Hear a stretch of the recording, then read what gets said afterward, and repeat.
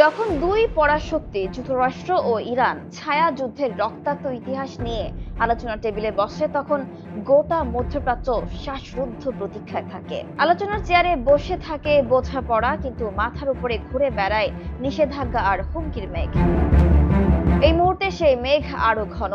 রোমে অনুষ্ঠিতব্য ইরান যুক্তরাষ্ট্র পরমাণু আলোচনা হঠাৎ করেই স্থগিত হয়ে গেছে, আর এর পেছনে যুক্তরাষ্ট্রের সাম্প্রতিক নিষেধাজ্ঞার ছায়া অস্বীকার করা যাচ্ছে না। ইরানের পররাষ্ট্র মন্ত্রণালয়ের মুখপাত্র ইসমাইল বাঘাই এই নিষেধাজ্ঞাকে বলছেন অর্থনৈতিক সন্ত্রাসবাদ।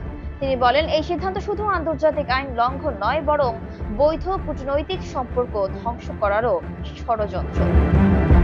ওমানের মধ্যস্থতায় ইরান ও যুক্তরাষ্ট্রের মধ্যে ৩ দফা পরোক্ষ আলোচনা ইতোমধ্যেই অনুষ্ঠিত হয়েছে মাস্কাট ও রোমে। সেই আলোচনার দুই পক্ষই অগ্রগতির ইঙ্গিত দিয়েছিল, কিন্তু চতুর্থ দফা শুরুর আগে হঠাৎ উত্তাপ ছড়ালো। ওয়াশিংটনের অভিযোগ, ইরানের তেল ও পেট্রোকেমিক্যাল পণ্যের অবৈধ বাণিজ্যে জড়িত থাকার অভিযোগে তারা ইরান, সংযুক্ত আরব আমিরাত ও তুরস্কের 7টি প্রতিষ্ঠানের ওপর নিষেধাজ্ঞা দিয়েছে। তেহরান বলছে এটি উদ্দেশ্য প্রণোদিত উস্কানি।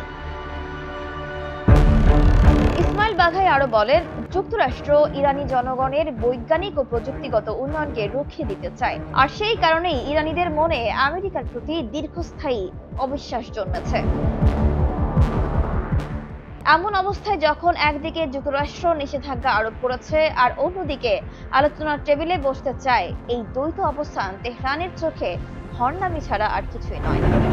ইরানের পক্ষ থেকে সরাসরি সতর্ক বার্তা দিয়ে বলা হয়েছে, এই কূটনৈতিক ভান আর নিষেধাজ্ঞার খেলায় যদি চুক্তি ভেস্তে যায়, তবে তার দায় একমাত্র ওয়াশিংটনকে নিতে হবে। তেহরান সরকারের মুখপাত্র জানিয়েছেন, তারা কোনো চাপের কাছে মাথা নত করবে না। সম্মানজনক সমাধান ছাড়া তারা কোনো পথ বেছে নেবে না।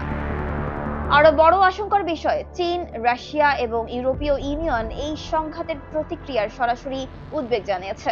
তারা বলছে, এই সংঘাত শুধু একটি অঞ্চল নয়, গোটা বিশ্ব ব্যবস্থার ভারসাম্য নষ্ট করতে পারে।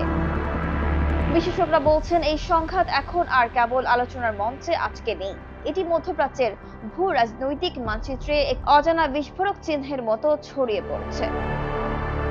হরমুজ প্রণালীতে উত্তেজনা বেড়েছে, মার্কিন রণতরীগুলোর চলাফেরা এখন আরো সতর্ক, আর আন্তর্জাতিক বাজারে তেলের দামে দোলাচল শুরু হয়েছে, যার ধাক্কা পৌঁছেছে ইউরোপ, এশিয়া পর্যন্ত। পরবর্তী বৈঠকের নতুন তারিখ এখনো ঘোষণা হয়নি। এই অনিশ্চয়তার মধ্যে প্রশ্ন উঠছে, আলোচনা কি আদৌ আবার শুরু হবে, নাকি পরমাণু অস্ত্র ও প্রক্সি সংঘাতের ছায়া আরো ঘনীভূত হবে? বিশ্ব এখন তাকিয়ে আছে, একদিকে রোমের বন্ধ দরজা, অন্যদিকে হুথি ড্রোন আর নিষেধাজ্ঞার ঝড়ে কাঁপতে থাকা মধ্যপ্রাচ্য। উত্তরের অপেক্ষা চলছে, কূটনীতি না সংঘাত, কোন পথে যাবে বিশ্ব?